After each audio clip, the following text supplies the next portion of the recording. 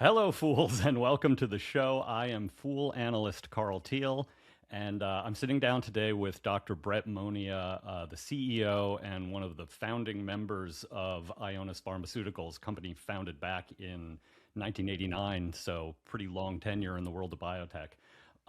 We may be in for some of the most consequential weeks in Ionis's history right now. The FDA action date for Olezarsen in severe hypertriglyceridemia is coming up on June 30th. That's a condition that affects hundreds of thousands of Americans. And the Horizon trial of the outcomes trial for Pelacarsen, which is Novartis's LPA lowering drug discovered by Ionis, is expected to report really any day now. And then on top of that, there's been some recent data published in hepatitis B, a drug that Ionis discovered and partnered with GlaxoSmithKline, and that has an action date coming up in October. So I'm probably missing something, I'm sure, but these are clearly exciting times. And I guess let's just get right into it with Olezarsen. This is a drug that is already approved and on the market for a rare hereditary disease, but it's has an upcoming FDA approval date for a much more common condition, which is just severely elevated triglycerides. You've published data in the New England Journal of Medicine showing an 85% reduction in pancreatitis events. That's something that no triglyceride drug has ever demonstrated in a controlled trial. And I'm just curious, if this drug gets approved, what does the launch look like? You've said peak sales could exceed $2 billion. Can you talk us through that a little bit? Yeah, happy to, Carl. And thanks for the opportunity to speak today with you and your audience. These are exciting times at Ionis. As you mentioned, we've had a great deal of success over the last few years, built tremendous momentum for the company, and that's really driven us to really a pivotal year for the company, really an inflection point for the company, in which there are so many big events that have either happened already this year that are setting us up for tremendous success in the future, or are about to happen. And Olezarsen, Tryngolza, for severe hypertriglyceridemia is certainly a key part of the enthusiasm for Ionis these days. So as you said, Olezarsen, the brand name is Tryngolza, was approved late 2024. Our first full launch, our full year launch was last year. We started really in January. That is indicated for a rare, severe genetic disease called familial chylomicronemia syndrome. These patients suffer from a genetic cause of severely elevated triglycerides. So it's a genetic cause of severely elevated triglycerides. There's a few thousand people in the United States, and there was no FDA-approved medicine prior to Tryngolza, which showed remarkable triglyceride lowering and reductions of acute pancreatitis in patients with FCS in that trial. That was the first indication, as you indicated, and that first year launch was remarkably successful. It's also Ionis's first independent launch in our long history. So we're not relying on partners, but we actually launched the drug ourselves. We can cover a little bit of that. But what has really driven enthusiasm for the Olezarsen Tryngolza program has been the fact that we're on the precipice of launching our first independent program for a disease indication that's highly prevalent. Millions of people suffering in the United States alone with severely elevated triglycerides that are not due to a known genetic cause. So that's how it differs from FCS, which is rare, which is a genetic cause to it. SHTG, severe hypertriglyceridemia, there's no known genetic cause, but it affects millions of people. Both patient populations suffer from the same primary issue, a high risk of a potentially fatal attack of the pancreas called acute pancreatitis. Although there was general belief in the field, and in fact there were guidelines, that triglycerides were associated with acute pancreatitis, no one ever proved it with an interventional therapy. We were the first to do that. We reported phase 3 data in SHTG last year, where we demonstrated not only on top of standard of care could we lower triglycerides 70 north of 70% on top of standard of care. The vast majority of patients into below the threshold for severe hypertriglyceridemia, which is 500 milligrams per deciliter and above in triglycerides. So we were able to push them below the disease indication or the threshold. We were able to demonstrate a reduction of acute pancreatitis events of 85%, which was groundbreaking, never been demonstrated before, and certainly, really demonstrates the value that Tryngolza is positioned to bring to patients suffering with it, the millions of patients suffering with SHTG. So, Right. I think a lot of analysts kind of thought of this as kind of best case scenario data that you right. came out with. That's right. Best case scenario. And Yeah. the FDA viewed it the same way. They granted us breakthrough therapy designation and priority review, and which gives us a PDUFA date, approval date of June 30th. Well, I'm a biotech investor, which means I'm a chronic worrier.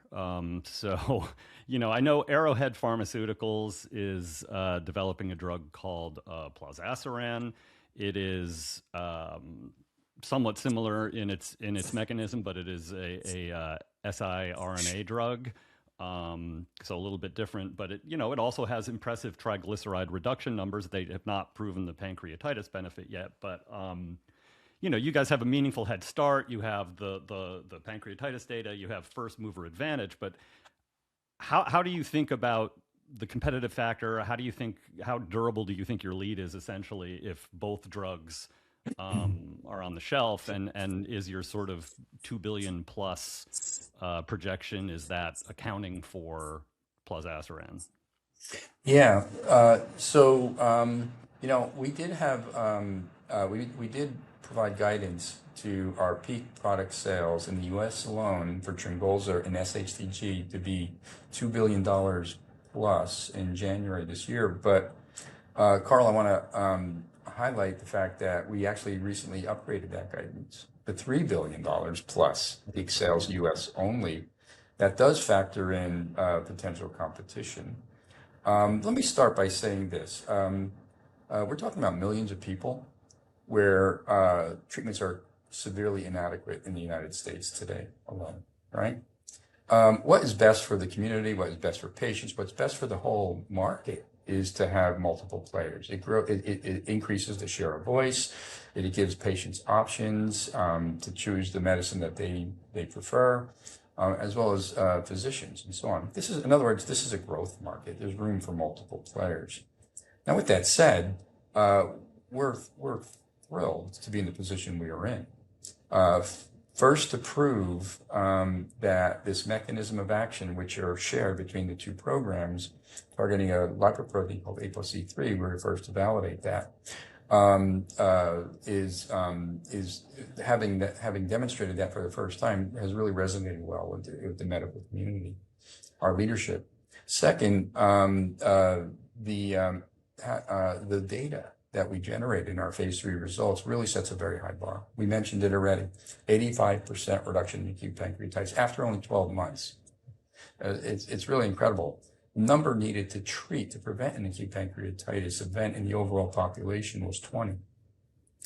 To prevent an acute pancreatitis attack in patients that were at high risk for acute pancreatitis was 4. Now compare that to statins, where you have to treat hundreds of patients to prevent a myocardial infarction. Both can have the potential to be fatal. It's incredible data. I already mentioned the triglyceride lowering and the normalization of triglycerides in so many patients in the study. So very high bar on efficacy.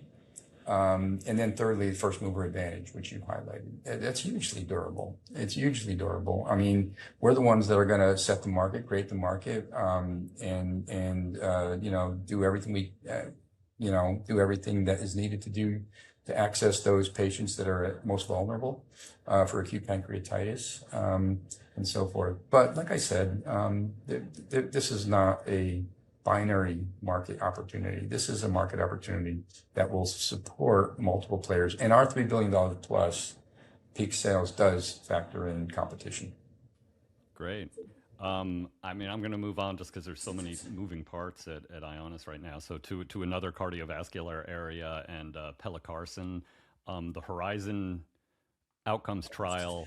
I think I'm correct in that results could literally be any day now. Um, uh, 8,300 patients, 5 years in the making. I think the first time anyone has ever tested whether lowering lipoprotein A actually prevents heart attacks and strokes. So this could validate an entirely new sort of cardiovascular area. What do positive results mean for patients, for the field, for you guys financially? Obviously, this is a little different because Novartis is kind of in the driver's seat with this one, but I would just want to know what your kind of outlook is here. Yes, these results are will be groundbreaking. Uh, Whether positive or negative, in the sense of that we will be the first to test the LP little a hypothesis. And certainly if the results are positive, would be just really a watershed moment in the cardiovascular community to treat one of the last remaining risk factors that cause cardiovascular disease, heart attacks and strokes. Let me level set here a little bit. Lipoprotein little a is produced by the liver, and we all have it, and most of us have normal levels of it. But if you have high levels of it, which afflicts millions of people around the world, you're prone to cardiovascular disease, heart attacks, and strokes, and it could happen in your 20s, 30s, 40s because you're predisposed at birth, and so there's no way to treat it, there's no way to lower it. And it is what they refer to as an independent risk factor. So it's not related to LDL cholesterol or hypertension or diabetes. It's by itself considered to be the cause of the disease. We're going to test the hypothesis for the first time that lowering LP little a with Pelacarsen, as you said, a drug that was conceived and discovered here at Ionis and licensed to Novartis after we ran phase 2 development, we'll read out in the second half of this year. This will mean a tremendous amount. This will a big deal, a great deal for patients who have no treatment options available today for their cardiovascular disease due to high LP little a, and certainly for the medical community. And for Ionis, not only will it reflect on another example of Ionis being first to deliver on something new for patients. The first to market with an Ionis conceived medicine. Economically, of course, it'll be very favorable to Ionis as well, with really attractive economics to the company. Pelacarsen is one of several partnered programs that has the potential to deliver billions of dollars in royalty revenue for the company over the next several years. And then we have our wholly owned pipeline, which triples that in potential revenue for the company. So our partnered pipeline is very important economically, as well as our wholly owned pipeline. Yeah. In combination, I mean, we're talking about substantial revenue for the company. Yeah. So there's a few drugs that have names ending in RAN, which means they're RNAi drugs, siRNA drugs. Amgen, Lilly, also developing drugs in this class. Again, you're kind of the innovator and out in front, but you have these others coming up behind you. And in this case, correct me if I'm wrong, but I think Novartis has come back to you and basically, want you guys developing a next gen version of this drug already. Is that correct? Novartis is that is correct. Novartis is developing a next gen version of this drug, and we are too. And we have collaborated in the past on that next gen molecule, but we've decided to part ways on that. And Novartis is going it alone, and we're going it alone with the next gen molecule.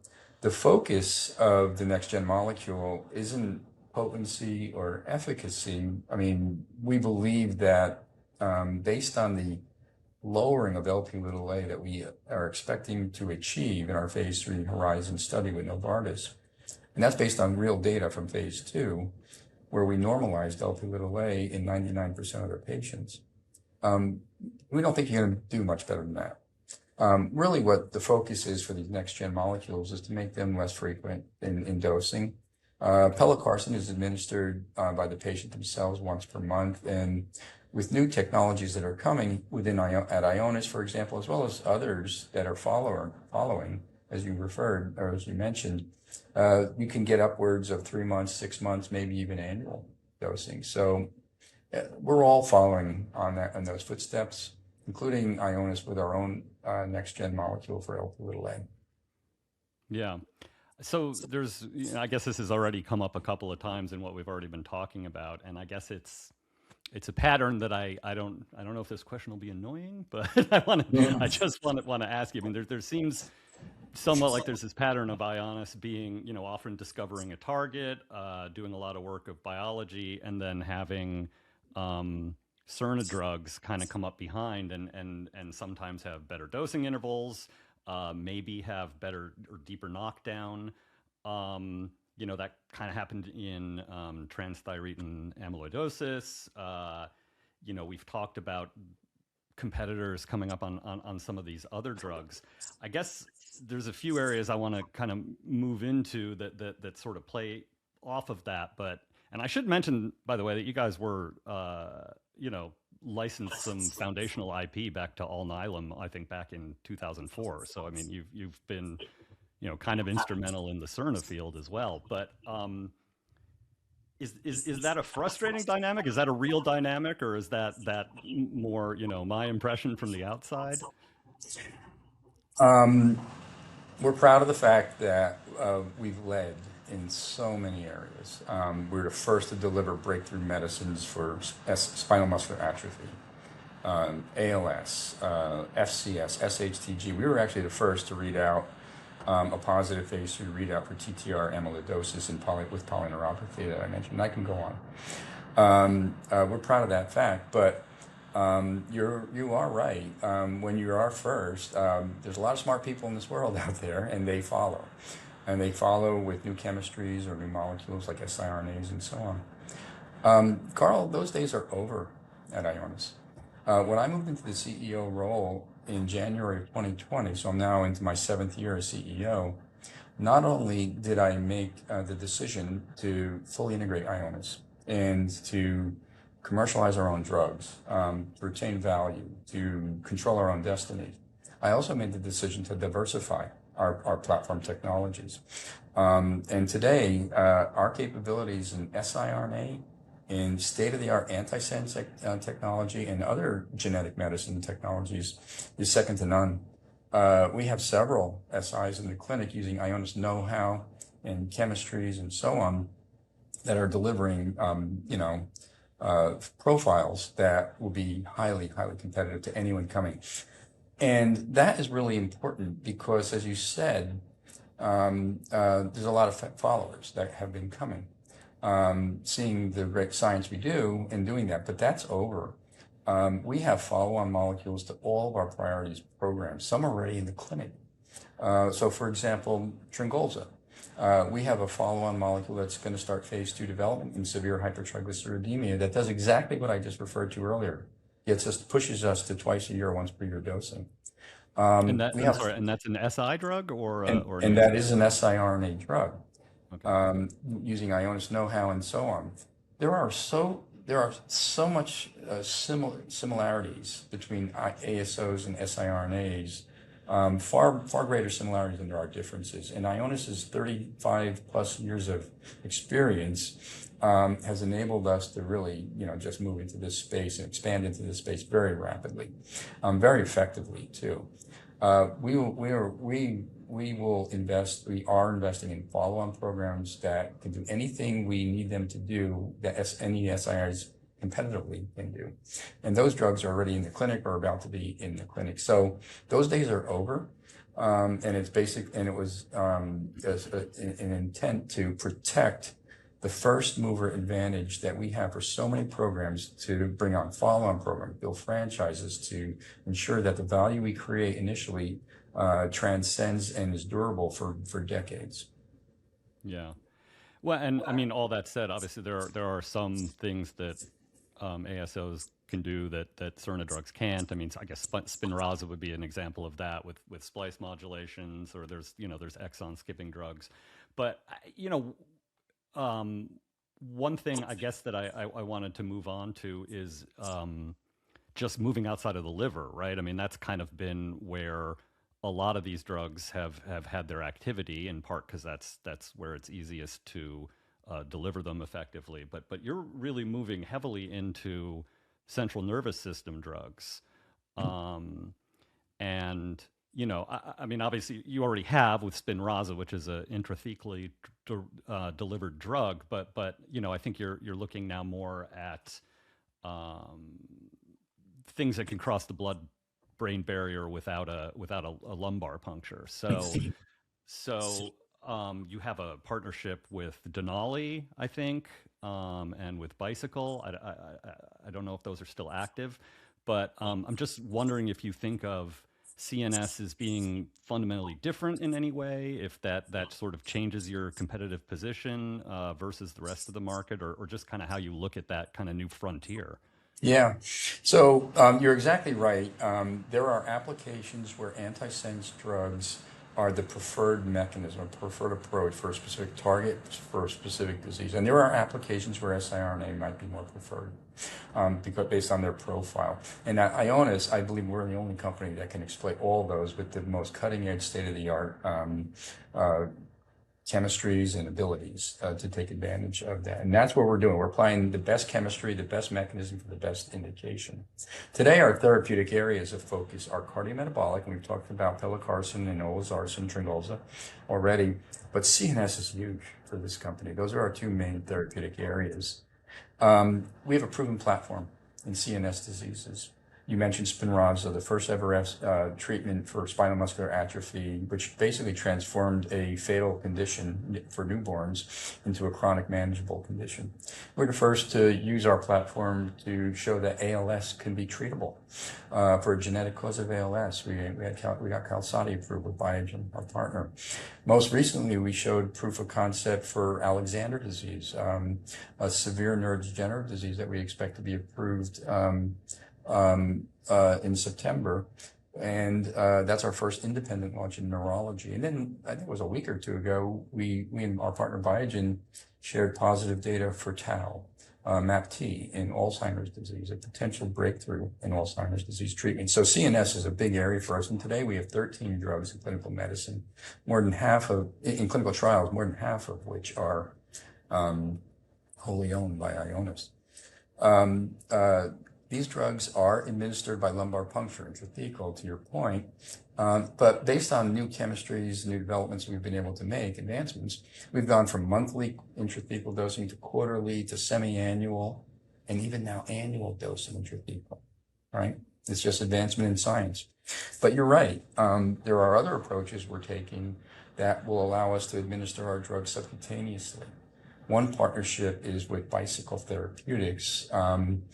Specifically, we don't have a partnership any longer with Denali, but we're focused on Bicycle and some other approaches we're taking in which we have remarkable proof of concept in preclinical models that supports us being able to deliver our drugs, ASO or siRNA, into the CNS with a low volume subcutaneous injection once every few months.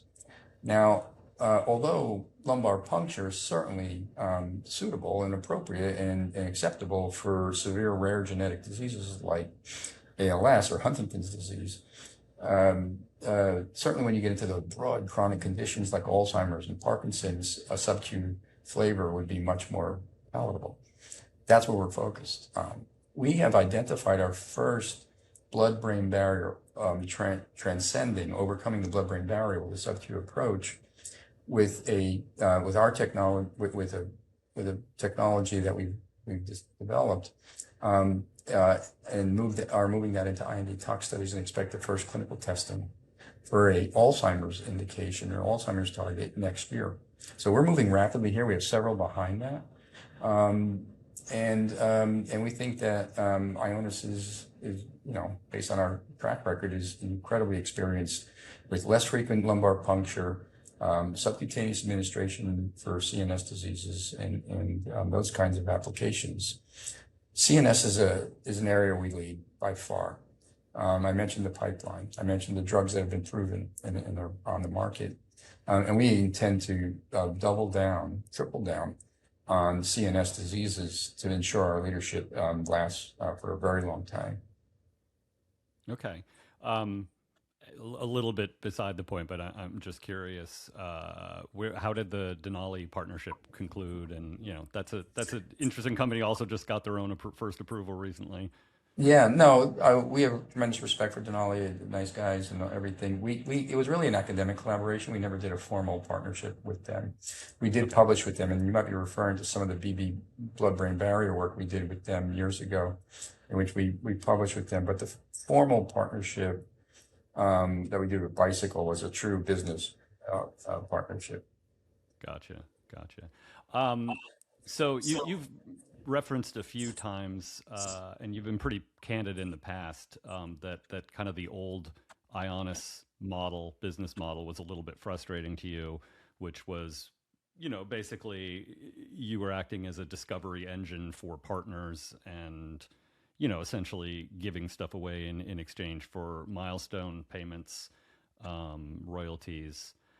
Obviously, that sustained the company for a very, very long time. You guys were even, profitable sometimes in the past, based purely on a series of research and milestone payments. But I'm just curious, what do you think of this transformation as complete? You're kind of, you're done with that licensing model, or do you still think that there are programs where it makes sense to kind of go with the older economic model? Yeah. So as I was approaching my transition into CEO role in January 2020, I was a founding scientist, of course, at Ionis. So I've been here for the full duration. As I was approaching that, I recognized that it was probably time for the company to move from an R&D company. When I say D, I mean early development, to become fully integrated. And to do that for a lot of reasons, but most importantly, was to control our destiny, right? To not leave all of our programs to partners and leave our fate in their hands, but to control it and to move with the efficiency and the urgency that Ionis, I know, can do. And second, to retain the value that holding on to those molecules, those drugs, those breakthrough treatments delivers for our shareholders, for Ionis, allowing us to reinvest, and most of all for patients, to get to the market as quickly as we can for patients, and to do things like we already touched on, make follow-on molecules to ensure that we're preserving our leadership in neurological diseases and cardiometabolic diseases with new molecules as we continue to advance our science. We're a great science company. We continue to advance forward. That's our priority today. So our research organization today, which brings forward 3 to 5 new drugs into development each year, particularly in cardiometabolic and neurology, is entirely focused and with the intent that we're going to keep it. However, we do go through an extensive prioritization process at least annually to make sure that those drugs that we choose that we believe are going to bring the greatest value to the company, to our shareholders, to patients, and have the potential to be best in class, not me too products, best and first in class molecule, will be prioritized further. And there will be a line. There will be a line that we draw that we may decide to, and not unusual that we will decide to partner certain programs because we think that they would do better off with a partner that may be that just may have the resources and expertise in an area that we may be lacking or not as strong in, and we are absolutely committed to living and operating within our financial means, right? We are on target to, for the first time in our 36-year rich history, to be sustainably to be cash flow break even in 2028, and to be sustainably revenue generating, positively revenue generating and growing after that, with a laser focus on profitability right after that. So we do need to live within our means, and we're doing very well in doing that. And while doing that, I want to emphasize that we're still able to invest in everything we need to invest to ensure for our launches are successful, and our science and our pipeline continues to advance forward. So we will continue to partner, but it is a lower priority for the company. The top priority is to retain the value that we create in the drugs that we deliver. I might be reading too much into what you just said, but I've thought of Ionis as partnering with big companies, where essentially you're the junior partner to large pharmaceutical companies. It sounds like what you're saying, especially with such a productive R&D system, that could there be partnering of smaller niche drugs to smaller companies rather than necessarily partnering up to large companies? Absolutely. There could be niche partnering programs that maybe don't make the top priority or the highest priority when we go through our prioritization exercises.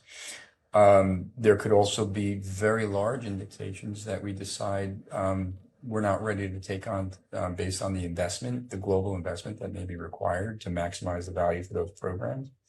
And there could be different types of partnerships we do. Our commercialization efforts today are focused on the U.S. market. When I laid out the plan, the vision for the company to become fully integrated, I wanted to do this in steps to ensure that we preserve the culture, the science for the company, and to make sure we have success before expanding too rapidly. What that meant was we're going to focus on the U.S. market initially for our launches, and that's what we're doing here now. Launched 2 of our first independent products last year, and we're on the verge of 2 more this year.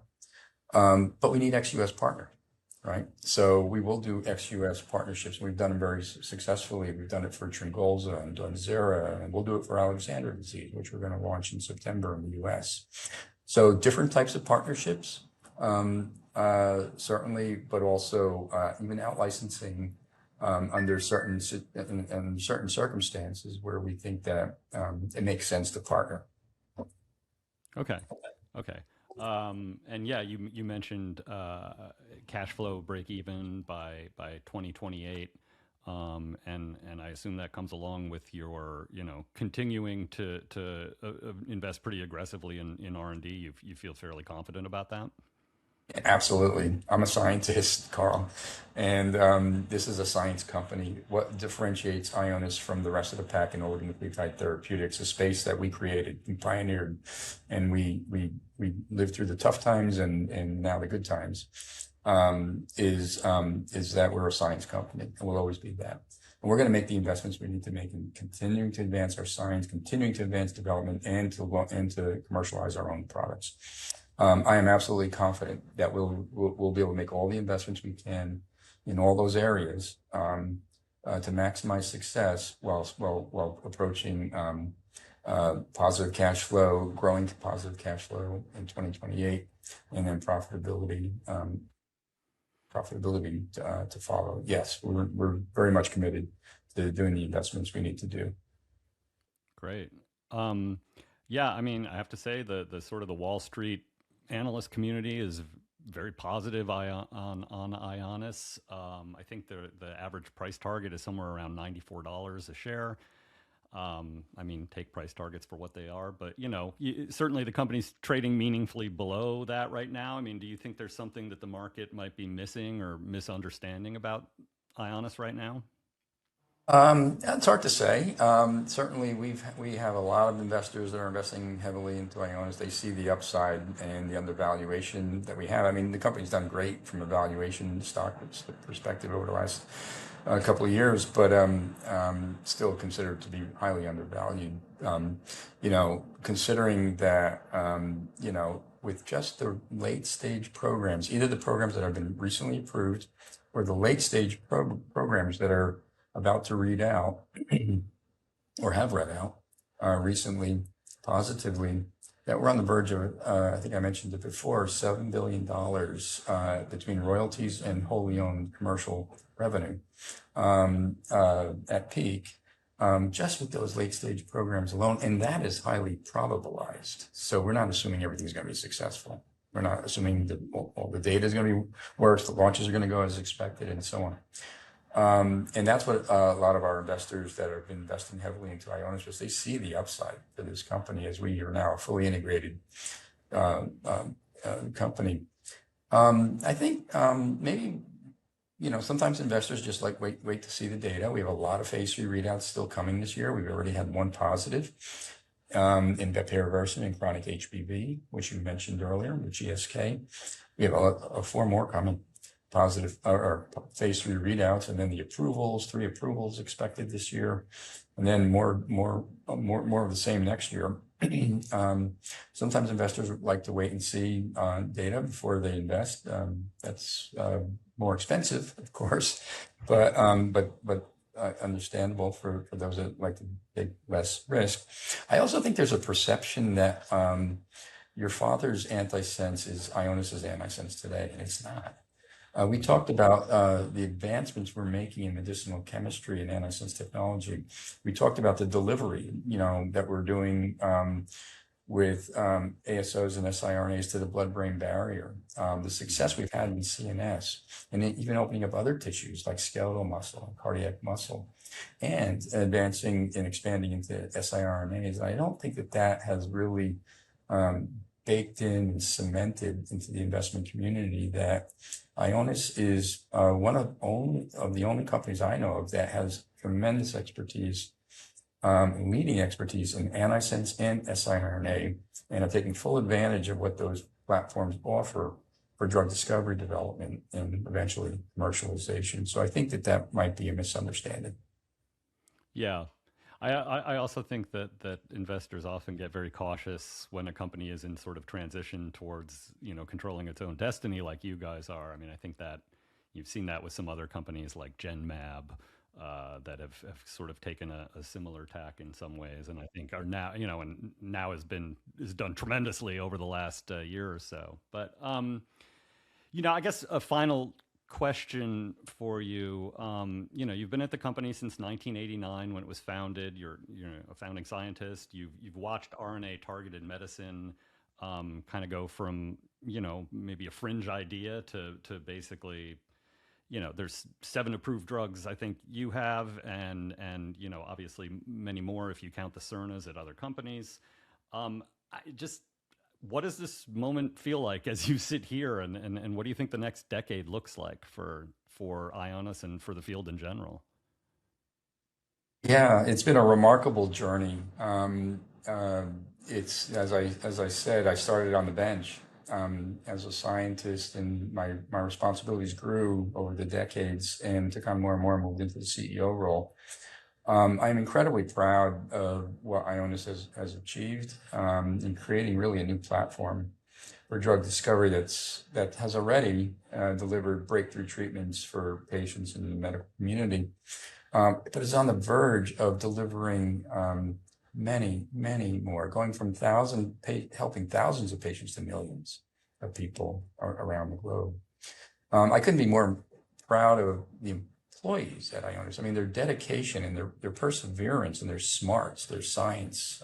This is a science-driven company, as I said, was essential, was critical for us to get through the tough times and to succeed and to expand and diversify our technology and to go to full integration. It just reflects the fact that, when we set out on this journey to create a new paradigm in drug discovery, that the impossible is possible, and through hard work and innovation. And from a personal standpoint, the impossible is possible too. I'm a scientist, but now I'm successfully leading, at least for our first 2 launches, commercialization of our own product. So if you work hard at it, you can deliver. You can be successful as a company as well as an individual. And I couldn't be more proud. As far as the future, I think you said it. I mean earlier. Although Ionis has led the way in drug discovery and delivering ASO based technologies, and others are following. There's a lot of companies following, and it's not biotech anymore. It's large pharma too. There are a lot of large pharma companies that are heavily invested in oligonucleotide therapeutics, the platform I'm referring to. And I believe that this is will be the if not the most significant contributor to human therapeutics in the future, compared to small molecules and antibodies. It'll certainly be right up there with them. So Yeah. it's really a tremendous time for this space. Well, Dr. Monia, thank you so much for spending some time with us, especially considering how busy you must be over the next few weeks here. So I Yes. really, really appreciate it. Thanks. Yeah, great. And for everybody, I hope you enjoy this and fool on. Thank you, Carl. It was a pleasure.